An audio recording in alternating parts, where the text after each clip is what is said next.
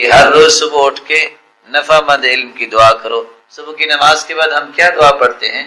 اللہم انی اسألک علما، پہلی دعا علما، یا اللہ نفع مند علم دے. اکیلا علم نہیں چاہیے، نفع مند علم چاہیے.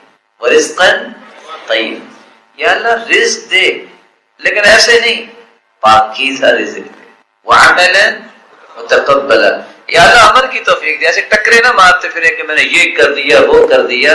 عمل وہ کروا جو تیری بارگاہ میں شرف قبولیت سے نوازا جائے. اس قدر یہ پیاری دعا ہے جو ام سلمہ رضی اللہ تعالیٰ عنہ نے بیان کی ہے. پوری دنیا کو اللہ کے رسول نے اس میں گھیر دیا ہے. جس کو نفع مند علم مل گیا، پاکیزہ رزق مل گیا، عمل قبول ہو گیا، کوئی چیز رہ گئی ہے؟ ساری دنیا اس میں آ گئی. اللہ یہ تینوں چیزیں ہر ایک کو نصیب. اور نیکی کا حکم کرنا اور برائی سے منع کرنا، یہ تین ایسے مبارک عمل ہیں کہ جن کو اختیار کرنے سے انسان اللہ رب العزت کا محبوب بن جاتا ہے اور اللہ کی محبت اسے حاصل ہو جاتی ہے. چوتھا عمل جو رسول اللہ صلی اللہ علیہ وسلم نے مسلمانوں کی رہنمائی کی ہے کہ وہ اللہ رب العزت کے ہاں بہت ہی محبوب عمل ہے، وہ عمل ہے وقت پر نماز پڑھنا. رسول اکرم صلی اللہ علیہ وسلم سے سوال کیا گیا، اور یہ روایت صحیح بخاری اور صحیح مسلم کی روایت ہے. رسول اکرم صلی اللہ علیہ وسلم سے سوال کیا کیا گیا؟ ای العمل احب الی اللہ، کون سا عمل اللہ تعالیٰ کے ہاں سب سے زیادہ محبوب ہے؟ قال الصلاة علی وقتها، تو رسول اللہ صلی اللہ علیہ وسلم نے فرمایا نماز کو اس کے وقت پر پڑھنا. صحابی نے پھر سوال کیا پھر کون سا؟ تو فرمایا ثم بر الوالدین، والدین کے ساتھ نیکی کرنا. صحابی نے پھر سوال کیا اے اللہ کے پیارے پیغمبر پھر کون سا؟ قال الجہاد فی سبیل اللہ، اللہ کی راہ میں دین کو سر بلند کرنے کے لیے کوشش کرنا، جہاد کرنا. الصلاة علی وقتها، نماز کو اس کے وقت پہ پڑھنا. نماز ارکان اسلام میں سے دوسرا ایک مہم رکن ہے، بلکہ اگر آپ یہ کہنا چاہیں تو یہ مبالغہ نہیں ہوگا کہ نماز تمام ارکان سے توحید کے بعد سب سے اہم رکن ہے. اور اس کی وجہ کیا ہے؟ توحید کو قبول کر لینے کے بعد، اللہ تعالیٰ کی وحدانیت کو تسلیم کر لینے کے بعد، اللہ رب العزت کو اپنی ذات اور صفات میں یکتا ماننے کے بعد نماز سے بڑھ کے کوئی رکن نہیں ہے. کیونکہ زکوٰۃ اس شخص پہ فرض ہوتی ہے جس کے پاس اتنا مال ہو جو زکوٰۃ کے نصاب کو پہنچتا ہے، اور پھر اس پہ سال گزر جائے تب زکوٰۃ ہوگی.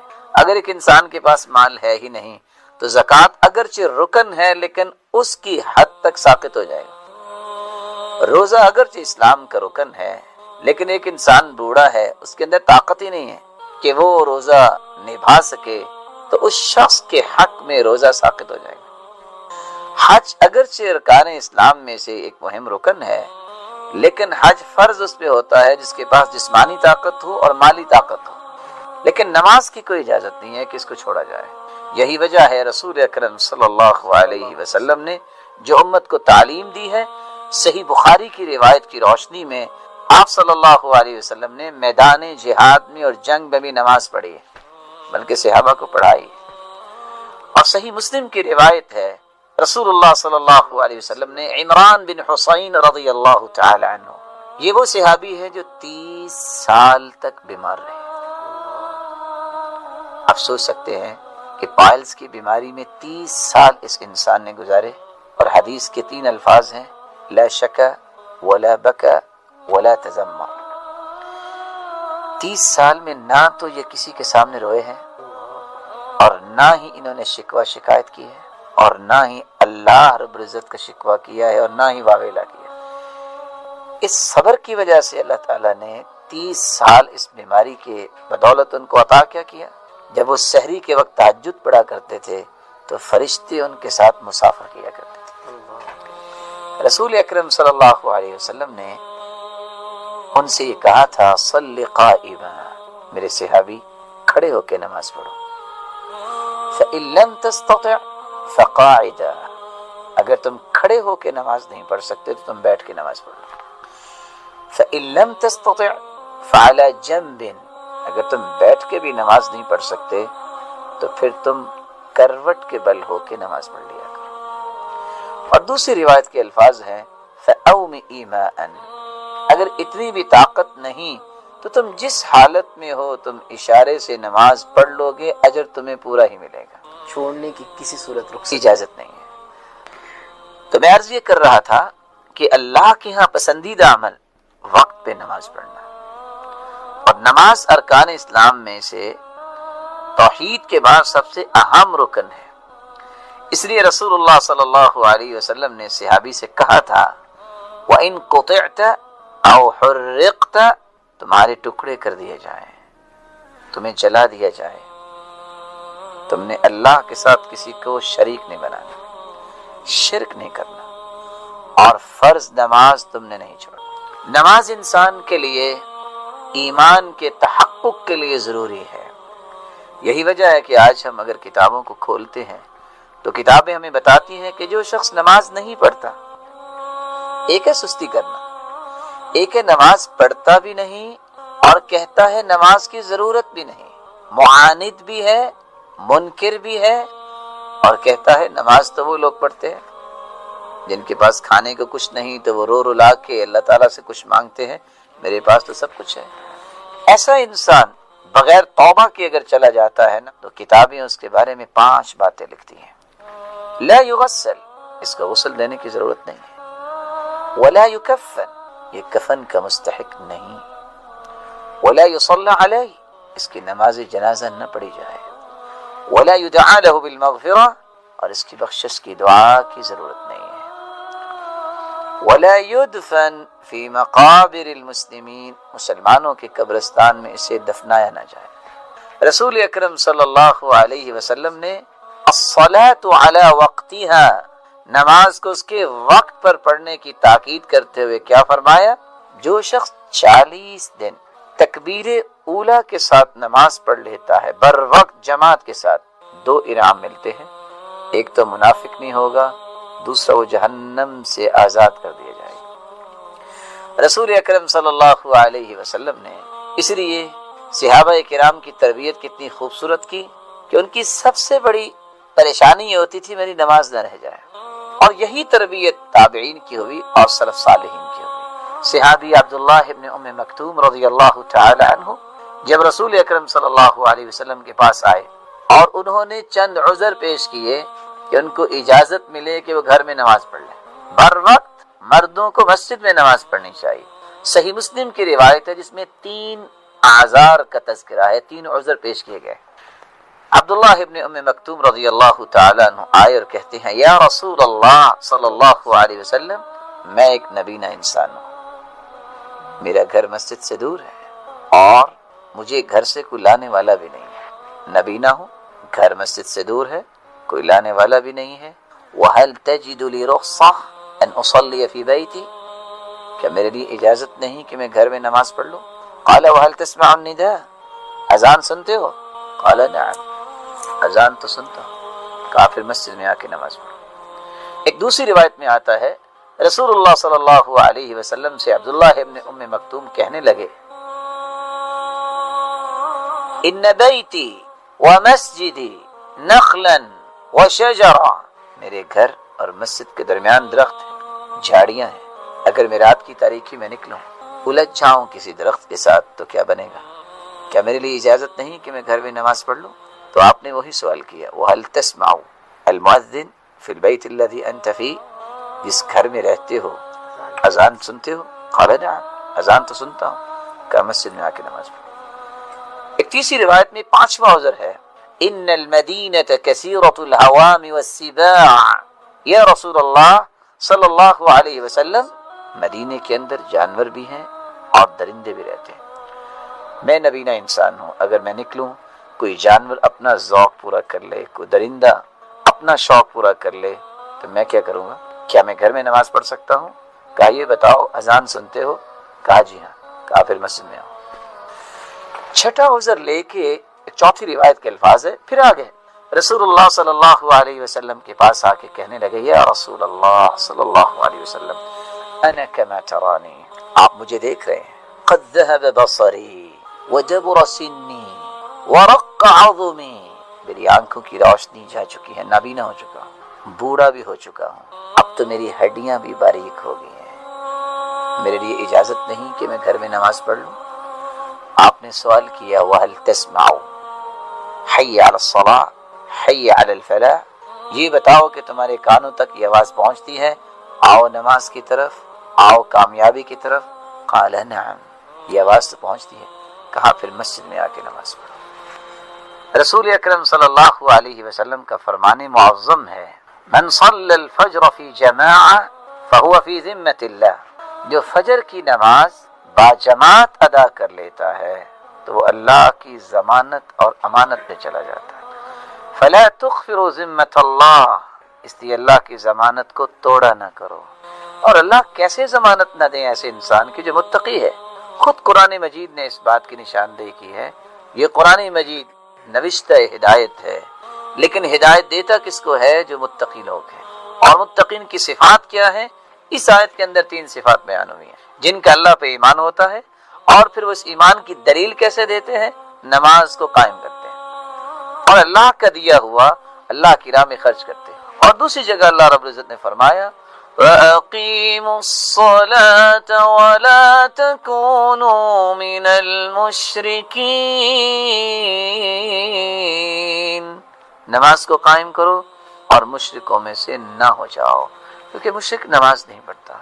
رسول اکرم صلی اللہ علیہ وسلم نے اسی لیے تو حکم دیا تھا کہ صبح اور عشاء کی نماز کا خیال کیا کرو، اسی لیے تو بتایا تھا کہ صبح اور عشاء کی نماز میں عموماً لوگ پیچھے رہ جاتے ہیں، اور یہ منافق کی نشانی بیان کی گئی۔ تو رسول اکرم صلی اللہ علیہ وسلم نے اس حدیث کے اندر فرمایا الصلاۃ علی وقتها، وقت پر نماز پڑھنا یہ اللہ کے ہاں بہت پسندیدہ عمل ہے۔ کیسے ہی وہ کمال کے لوگ تھے، سیدنا سعید بن مسیب رحمہ اللہ تعالی، وہ کہا کرتے تھے لوگوں 50 سال ہو گئے، مؤذن اذان بعد میں کہتا ہے، میں پہلی صف میں پہلے بیٹھا ہوتا ہوں۔ وہ اعمش کیسا انسان تھا جو کہا کرتے تھے 70 سال ہو گئے آج تک میری نماز میں تکبیر اولا فوت نہیں۔ رسول اکرم صلی اللہ علیہ وسلم نے اسی لیے صحابہ کرام کو یہ چوتھا عمل بیان کیا، اگر آپ نماز کو وقت پہ پڑھ لیں تو آپ کے تمام کام میں روشنی آ جائے گی۔ اس لیے عمر رضی اللہ تعالیٰ عنہ جب گورنرز کی میٹنگ کرتے تو پہلے حالات نہیں پوچھتے تھے، سب سے پہلی بات یہ کہتے ان اہم امورکم عندی الصلاۃ، سب سے مہم کام میرے نزدیک نماز کا ہے۔ فمن حفظها وحافظ عليها فقد حفظ دینه ومن ضيعها فهو لما سواه اضيع، جس نے نماز کو میں سب سے زیادہ، نماز میرے نزدیک سب سے مہم کام ہے، جس نے نماز کی حفاظت کی اور اسے بر وقت ادا کیا، اس نے صرف نماز کی حفاظت نہیں کی، پورے دین کی حفاظت کر لی۔ اور جس نے نماز کو ضائع کر دیا وہ دنیا کے کسی کام میں بھی اچھا عمل پیش نہیں کر سکتا۔ اس لیے الصلاۃ علی وقتها، اس عمل کے بارے میں انسان کو سوچ بنانی چاہیے، پلاننگ کرنا چاہیے، اور خصوصاً آج کل کے اس پرفتن دور میں رات کو لیٹ سونا، پرواہ نہ کرنا، صبح کی نماز جاتی ہے تو چلی جائے، ظہر کے بعد سو جانا، عصر کی نماز جاتی ہے تو چلی جائے۔ رسول اکرم صلی اللہ علیہ وسلم کا فرمان، اور یہ صحیح بخاری کی روایت، یتعاقبون فیکم ملائکۃ باللیل وملائکۃ بالنہار، صبح کے وقت بھی فرشتے آتے ہیں اور عصر کے وقت بھی، ڈیوٹیاں چینج ہوتی ہیں۔ اللہ رب العزت کو پتا ہے، اللہ رب العزت نے ہی ان کو بھجوایا ہے، اور پوچھتے ہیں اللہ رب العزت من این اقبل، تم کہاں سے آئے ہو اور کیا کر رہے تھے میرے بندے؟ فرشتے جواب دیتے ہیں اتیناہم وہم یصلون وترکناہم وہم یصلون، جب ہم ان کے پاس گئے تو تب بھی وہ نماز پڑھ رہے تھے، جب ہم چھوڑ کے آئے ہیں تو تب بھی نماز پڑھ رہے ہیں۔ اس لیے قرآن مجید میں اللہ رب العزت فرماتے ہیں حافظوا علی الصلوات والصلاة الوسطی وقوموا للہ قانتین، صلاۃ الوسطی، عصر کی نماز کی حفاظت کرو۔ اور آپ کے علم میں ہونا چاہیے اتنا بڑا بادشاہ ہے، اس کی بادشاہت پہ میں صرف ایک جھلک پیش کرتا ہوں۔ اللہ کا جو یہ کائنات کا جو نظام ہے، اس پہ ذرا نظر اٹھائیے آسمان کی طرف، نظریں ذلیل ہو کے تھک ہار کے نیچے آ جائیں گی، لیکن آسمان میں کوئی خلل نظر نہیں آتا. اتنا بڑا آسمان، اتنی بڑی دنیا، جہاں بھی جاؤ اللہ کی مخلوق ہے. اللہ سب کی سنتا ہے، سب کو عطائیں بھی کرتا ہے. اور اللہ کا جو عرش 8 فرشتوں نے اٹھایا ہوا ہے، ایک ایک فرشتہ کتنا بڑا ہوگا. اور ٹریلین فرشتے اللہ نے نور سے پیدا کیے ہوئے ہیں. 4 انگلیاں آسمانوں میں خالی نہیں، کہیں فرشتے رکوع میں ہیں، کہیں قیام میں ہیں، کہیں سجدے میں ہیں.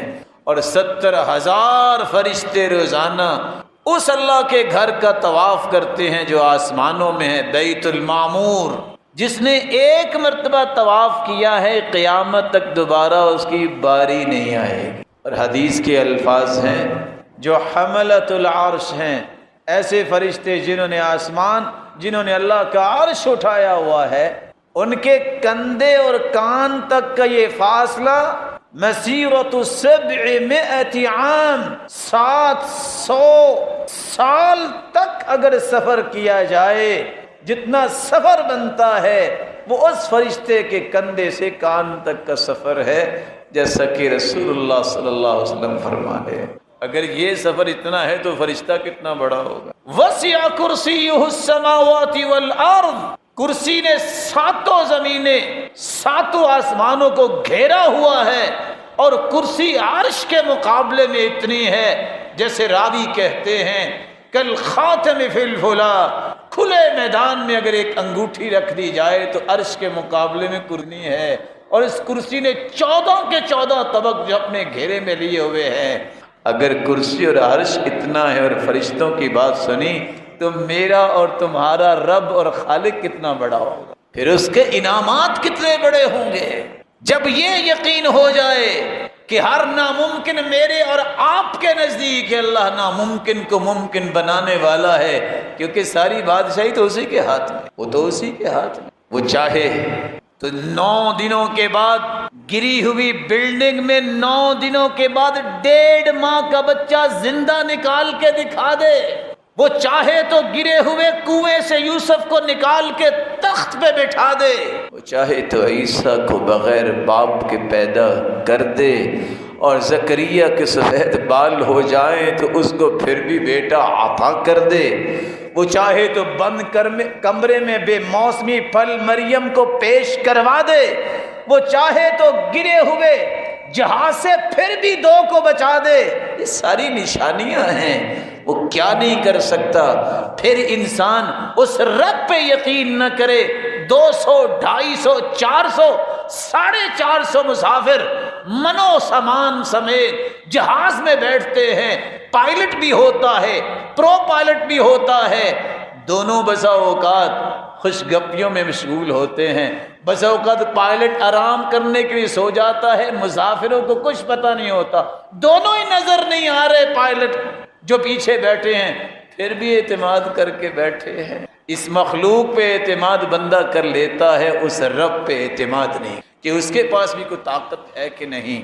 وہ اتنی بڑی آنکھ جو ابراہیم علیہ السلام کے لگائی گئی، جہاں آج بھی جڑی بوٹی نہیں ہوتی، اللہ نے گلشن کیسے بنا دی. کچھ ہوا ادھر اور ادھر دروازے کے محمد مصطفیٰ صلی اللہ علیہ وسلم کے دروازے پہ کھڑے تھے نا کہ آج باہر نکلتے جائیں گے ملیا میٹ کر دیں گے.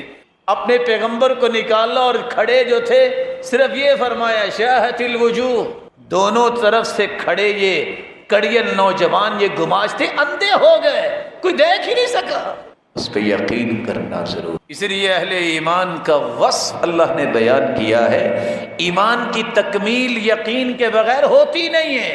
ہو بندہ مومن اور اللہ پہ بھروسہ نہ ہو، اس کا ایمان مکمل نہیں ہوتا.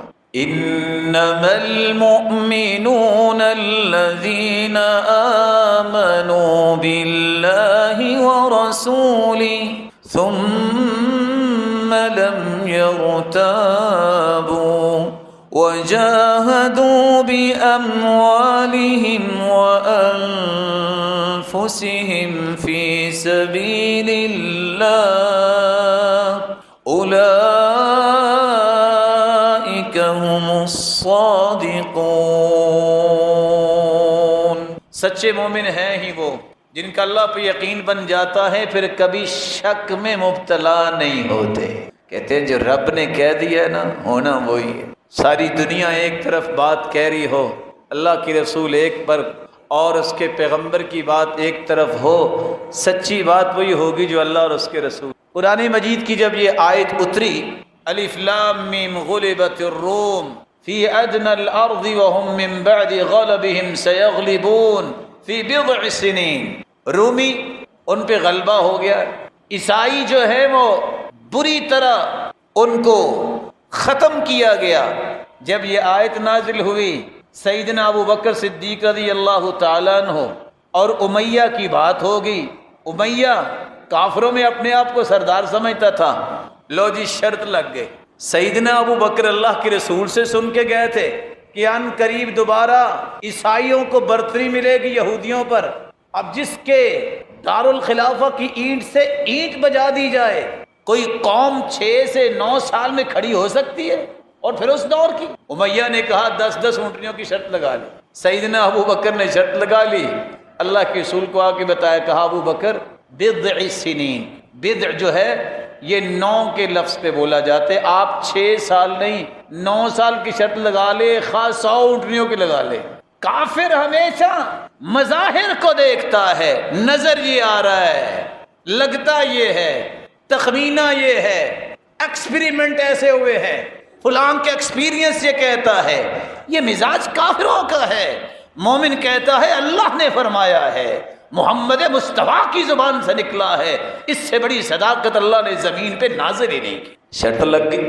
9ویں سال میں اللہ تعالیٰ نے فیصلہ کر دیا، جو فیصلہ تھا، جو قرآن میں اترا تھا. عیسائی دوبارہ آ گئے. کون سچا نکلا؟ جس نے اللہ اور اس کے رسول کی بات کو سچا سمجھا.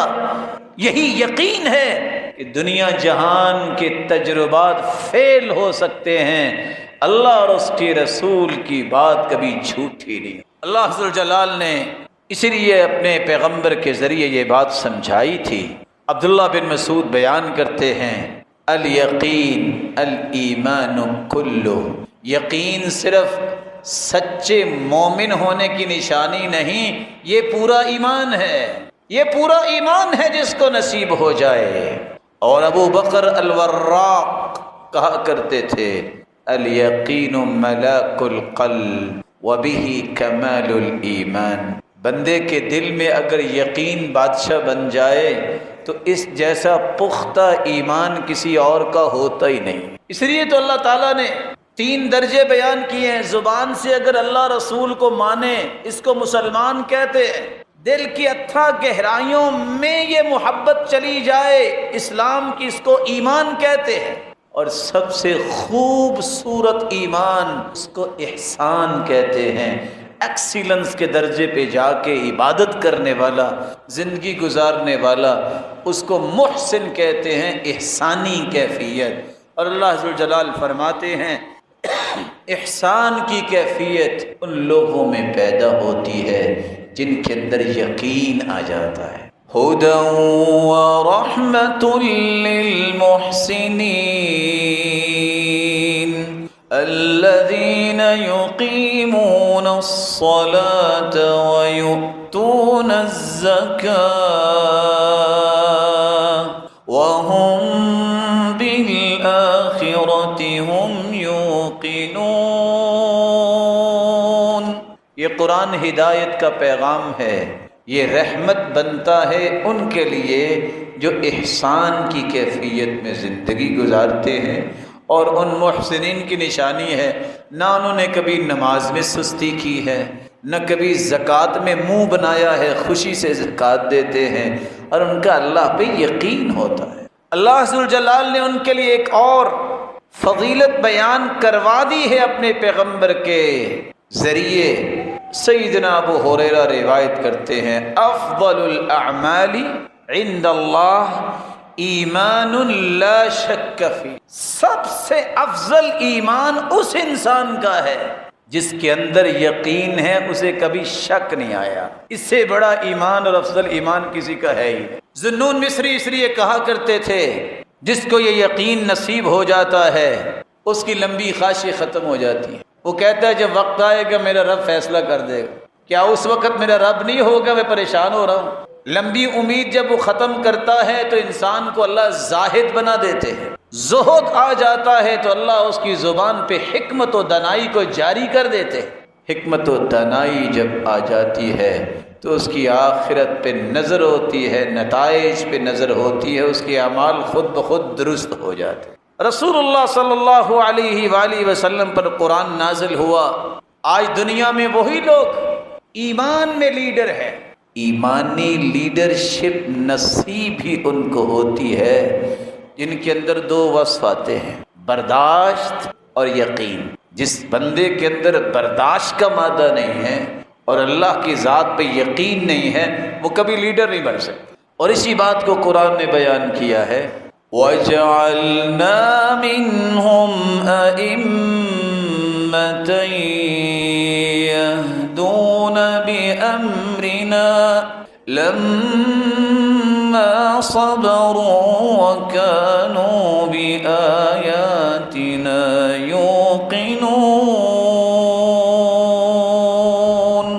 ہم نے انہیں قوم کے مقتدا بنایا، لوگوں کو پیروکار بنایا، تو ان لوگوں کا جن کے اندر دو وصف تھے، اللہ کی ذات پہ یقین اور برداشت کرنا ان کو آ گیا، اللہ نے انہیں لیڈرشپ کے لیے چن لیا۔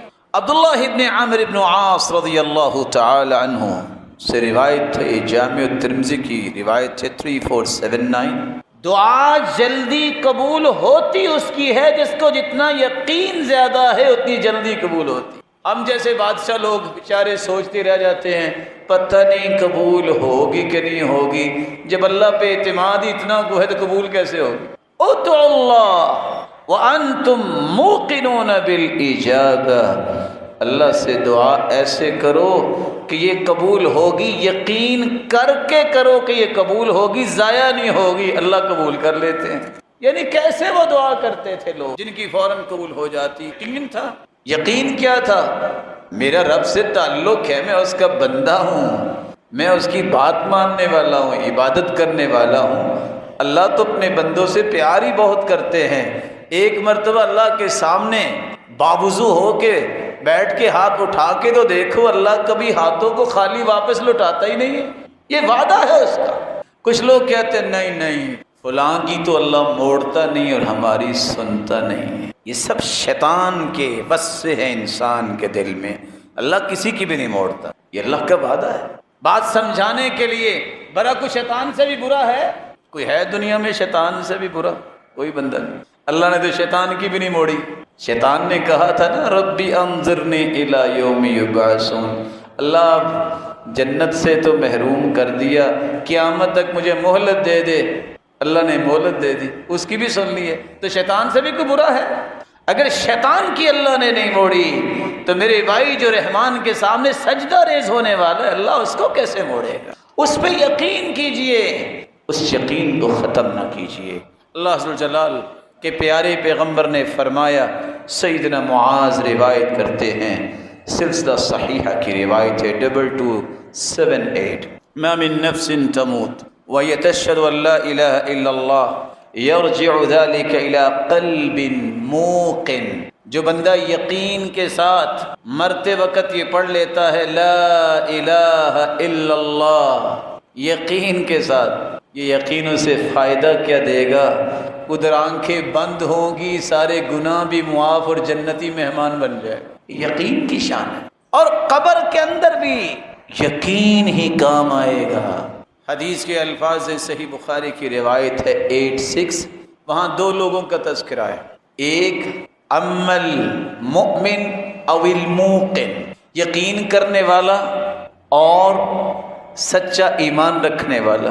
اور اسی طرح کی روایت سنن ابن ماجہ میں ہے 4268، یقین کرنے والے سے جب سوال کیا جائے گا اچھا بتاؤ تیرا ایمان کیسا تھا، تیرا دین کیا تھا، کہے گا اسلام۔